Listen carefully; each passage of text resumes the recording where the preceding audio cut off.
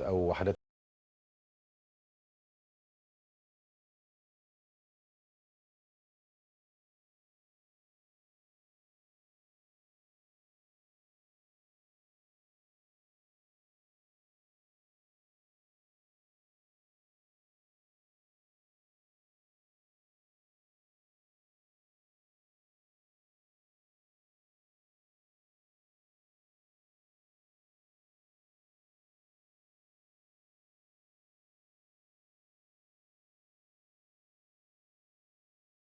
ربما رأينا من شهور بسيطة انعقاد المؤتمر الطبي الدوائي الأول، وكان بداية لحل الأزمة الصحية، وهي أحد أهم معوقات التنمية هو ضعف البنية الصحية في القارة الأفريقية.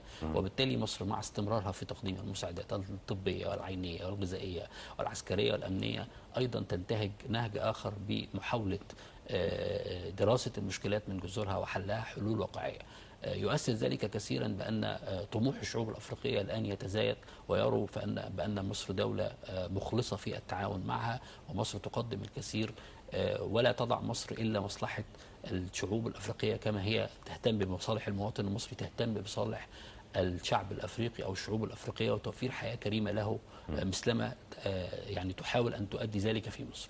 العنوان العريض ربما الذي يراه بعض المراقبون مهما، وأن القاهرة أصبحت عاصمة للقرار فيما يتعلق بالقارة الإفريقية، وليس فرض قرار ولكن التشاور فيما بين مصر والدول الإفريقية، ممثلة في رئيس الاتحاد الإفريقي وزياراته أكثر من مرة لمصر في هذا في خلال رئاسته للاتحاد الإفريقي. لأي مدى أيضا هناك انعكاسات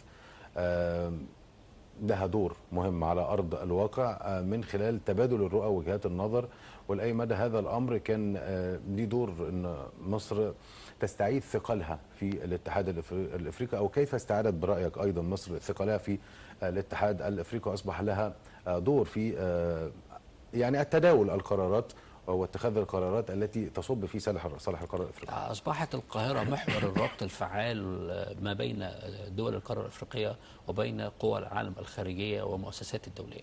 نرى ذلك في مؤتمرات دولية عديدة عقدت في ألمانيا أفريقيا، روسيا أفريقيا، فرنسا أفريقيا، اليابان أفريقيا. رأينا دائما بأن مصر هي محور التماس في كل هذه اللقاءات والاجتماعات الدولية، ورأينا بأن وجهة النظر المصرية كانت ذي ثقل وأصبحت الآن أثقل يسمع إليها، وربما مع الأيام تثبت على الأغلب صدق وصحة الرؤية المصرية. وبالتالي العالم الخارجي الآن يتعامل مع القارة الأفريقية بداية من مصر التي تنتهج نهج بأنها تتكلم بلسان حال الدول الأفريقية، وتضع دائما ملفات القارة الأفريقية على طاولة كل طاولات التفاوض، بحثا عن حلول لكل الدول الأفريقية بدون استثناء.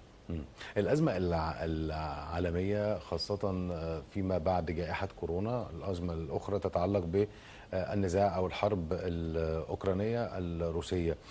كان هناك تحرك من رئيس الاتحاد الإفريقي باتجاه روسيا لمحاولة لتأمين الغذاء أو ما يتعلق بالأمن الغذائي من الحبوب تحديدا اللي بيتم استيراده من الجانب الأوكراني. إذن الاتحاد الإفريقي بيسعى بشكل أو بآخر أن يكون له دور في هذا الإطار. هناك زيارة أخرى ربما لها انعكاساتها الإيجابية بالأمس، أو اللقاء بين الرئيس عبد الفتاح السيسي ووزير الخارجية سيرجي لافروف. يعني